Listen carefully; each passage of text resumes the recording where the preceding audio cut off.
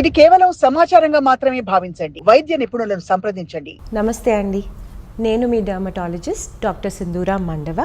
ఇప్పుడు మనం పిగ్మెంటేషన్ గురించి మాట్లాడుకుందాం. మా దగ్గరికి చాలామంది మచ్చలతో వస్తారు. ఈ మచ్చలన్నీ కూడా ఒకటే రకం కాదు. ఒకటి ఫ్రెకిల్స్ అనొచ్చు, కొంచెం మంగు అనొచ్చు, మెలాస్మా, ఇంకొంచెం ఒక స్టబన్ ట్యాన్ అండ్ ఒక లోకలైజ్డ్ ప్యాచెస్ ఆఫ్ పిగ్మెంటేషన్. ఇలాంటి రకరకాలు ఉన్నాయి మనకి. అవి ఎందుకు వచ్చాయి అనేది మనం ముందు తెలుసుకోవాలి. జనరల్గా మనము ఎట్లాంటి సెల్ఫ్ కేర్ తీసుకున్నప్పుడు, బయటికి వెళ్తూ మన పనుల్లో మనం బిజీగా ఉన్నప్పుడు ఎండ మన మీద పడడం మూలంగా మన ఎక్స్పోజ్ అయిన స్కిన్ చాలా రియాక్ట్ అవుతుంది.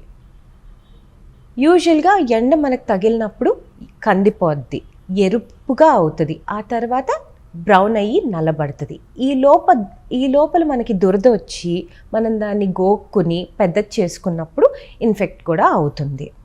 ఇది ఎలర్జిక్ రియాక్షన్ లాగా మనకి కనపడుతుంది. ఇది సన్ ఎలర్జీ కావచ్చు.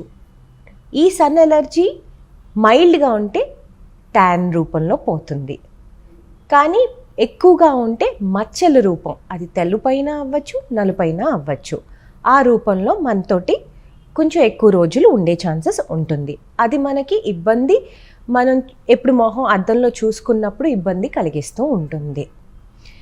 మూడోది, మనం ఏం చేసినా చేయకపోయినా ఊరికే బయటికి వెళ్ళినా కూడా అప్పుడప్పుడు ఎండ తగలడం మూలంగా మన రంగు ఇచ్చే పార్ట్ మెలనోసైట్ అది ఎక్సైట్ అయిపోయి ఎక్కువ ప్రొడక్షన్ చేస్తుంది మెలనిన్ని.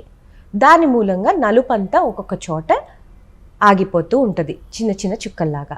దాన్నే ఫ్రెకిల్స్ అంటాము. ఇవన్నిటినీ కూడా ముందు మనం చూసుకోవాలి, ఎందుకు వచ్చింది, ఎలా వచ్చింది. ఎందుకంటే మనకు అన్నీ ఒక రకంలాగానే కనపడుతుంది. ఇది యూజువల్గా సన్ ఎక్స్పోజర్ మూలంగా పెరుగుతుందే, కానీ అది మెయిన్గా రావడానికి కారణం మన జెనెటిక్స్, మన జీన్స్ ఒక ప్రభావం చాలా ఎక్కువగా ఉంటుంది. అట్లనే మన లైఫ్ స్టైల్. ఎప్పుడైనా సరే మన జీన్స్ ఎఫెక్ట్ చేసినప్పుడు ఈ పిగ్మెంటేషన్ అనేది స్టబర్న్ అవుతుంది.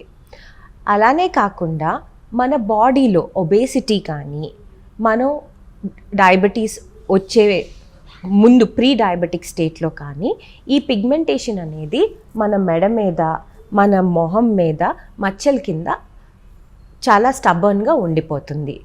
ఇది ఇన్సులిన్ రెసిస్టెన్స్ మూలంగా వస్తుంది. దాన్ని అకాంతోసిస్ నైగ్రికన్స్ అంటాము. సో జనరల్గా మాకు ఎవరైనా వచ్చి లేదా ఫోన్లో చేసి మెసేజ్ పెట్టి మాకు ఇక్కడ పిగ్మెంటేషన్ ఉంది ట్రీట్ చేయండి అంటే ముందు మేము చూడాల్సి వస్తుంది. అది చూడకుండా దేనికి ట్రీట్ చేయాలి, అన్నిటికీ ఒకటే ట్రీట్మెంట్ ఉండదు. కాబట్టి కంపల్సరీ ఏది అనేది మనం గుర్తించుకుని దాన్ని ట్రీట్ చేసుకోవడం మనకెంతో అవసరం. ఇవి ట్రీట్ చేయడానికి మనకి first self care, skin care అనేది మనకి ఒకటి స్టార్ట్ చేసుకోవాలి. అది ఫేస్ వాషే కానివ్వండి, ఒక మాయిశ్చరైజరే కానివ్వండి, ఒక సన్ స్క్రీన్. ఇది బేసిక్ స్కిన్ కేర్. ఇది మనకు పడుతుందా లేదా అనేది మళ్ళీ డాక్టర్ దగ్గరికి వెళ్తే మీకు పడే విధానంగా, మీ స్కిన్ ఉండే విధానంగా దీన్ని మీకు చేంజ్ చేసి ఇస్తారు. అందరికీ ఒకటే పడదు. కొంతమందికి ఆయిలీ స్కిన్ ఉంటుంది, కొంతమందికి డ్రై స్కిన్ ఉంటుంది. దాన్ని బట్టిగా ఈ స్కిన్ కేర్ అనేది చేంజ్ అవుతూ ఉంటుంది. ఈ స్కిన్ కేర్ మీరు స్టార్ట్ చేసుకున్నాక మీకున్న ప్రాబ్లమ్స్ని ఒక్కొక్కటి మనం క్లియర్ చేసుకుంటూ రావచ్చు. ఆ ట్రీట్మెంట్స్ క్రీమ్స్తో పోవచ్చు, కొన్ని లేజర్స్ వరకు కూడా వెళ్ళే ఛాన్సెస్ ఉంటాయి. దీంట్లో మనం కెమికల్ పీల్స్, మైక్రోడర్మాబ్రేషన్స్, ఆ తర్వాత లేజర్స్, ఒక స్టెప్ మీద ఒక స్టెప్గా పైకి వెళ్ళచ్చు. వీటిలన్నిటికీ కూడా దాని ఎఫెక్ట్ ఉంటుంది. కాకపోతే ఇవన్నీ కూడా నెలకొకసారి వరుసలో చేసుకోవాల్సిన అవసరం ఉంటుంది. ఒకసారి నెలలో చేసుకున్నప్పుడు మళ్ళీ మీ స్కిన్ రిపేర్ అవ్వాలి. ఆ రిపేర్ అవ్వకుండా మళ్ళీ వెంటనే ఇంకోటి చేయకూడదు, చాలా సెన్సిటివ్ అవుతుంది. అందుకని ఇవన్నీ కూడా మీరు సొంతంగా ఇంట్లో చేసుకోకుండా ఒక డాక్టర్స్ గైడెన్స్లో మీరు చేసుకుంటే చాలా మంచిది.